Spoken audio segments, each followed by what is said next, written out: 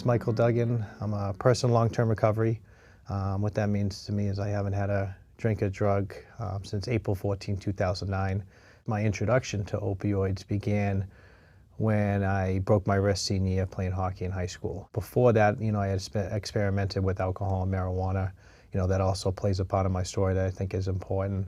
I was a three-sport varsity athlete. Loved playing sports, kept me out of a lot of trouble.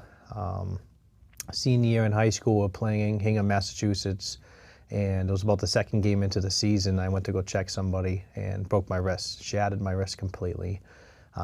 Went to the emergency room and was given a prescription of opioids at the time to manage the pain. Looking back at it now, there was no lesser alternatives that were given. There was no questions, no family history that was drawn. It was pretty much the immediate solution. Because of my injury, I had nerve damage and I lost feeling in my fingertips, so I had to go back and get surgery on my wrist and also get the nerve damage repaired. And the solution after that was another prescription for opioid pain medication. So there was a lot of access to the drugs initially from the doctors, and I didn't really understand the immediate dangers to these drugs at all. And because of the injury, I was out of sports, so I had a lot of time now on my hands at the end of my senior year class, and it was kind of getting to the end of school, so it was more spent kind of partying at that time in my life. And with the prescription opioid pain medication, it seemed like there was an abundance of these drugs everywhere. I had a lot of friends that also had injuries that were being prescribed medication. It just seemed like it was easier for my generation as an underage person to get access to illegal prescription narcotics on the streets than to get somebody to buy you alcohol because of the accessibility of these drugs. And when you hear heroin, heroin has such a name branding effect that terrifies a lot of people. But when you hear things like Percocet or 30s or Oxycontin or 80s or Jams, it didn't have that same effect. I mean, we really didn't understand the seriousness of these drugs and how they would completely take over your life once becoming addicted to them. So eventually, at first I didn't know that I had a problem to them. I didn't know I was addicted to them because I had a steady supply, that was being given to me. And then I remember I went away on vacation that summer, and my girlfriend's family had a house in Old Orchard Beach in Maine. And she invited us up there for vacation for the weekend, and we went up there, and I forgot to bring something with me. And I remember the first night I was just deathly ill in withdrawal. It was the first time I ever felt any sickness like this. I was, just, hot sweats, just, crawling out of my skin, tossing and turning, just, completely restless and irritable. And I knew that, it was because of the drugs. So the entire time as I'm feeling these physical symptoms, there's also a mental obsession that I need to get something quickly to make myself feel better again.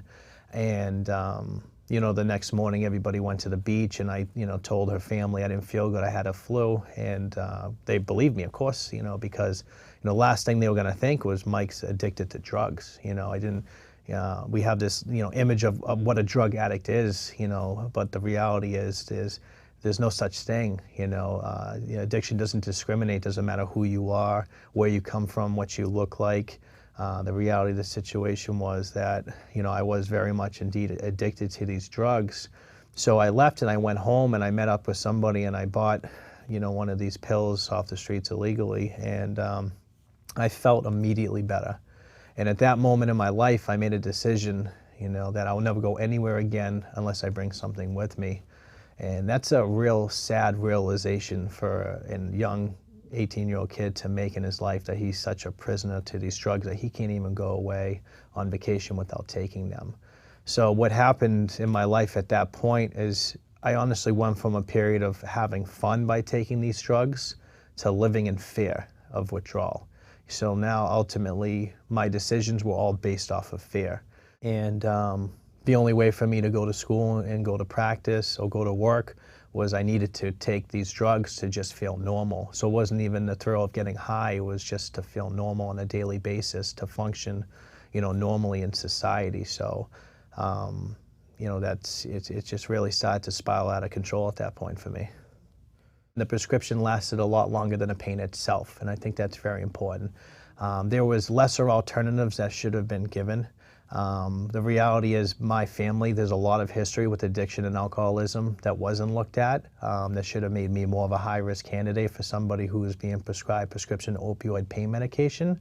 Back when my parents grew up, or even my grandparents grew up, if you broke your wrist, you were given Tylenol. You were sent home with Motrin. You weren't given, the most intense or strongest version of pain medication that's not necessarily for somebody who's, just in that situation.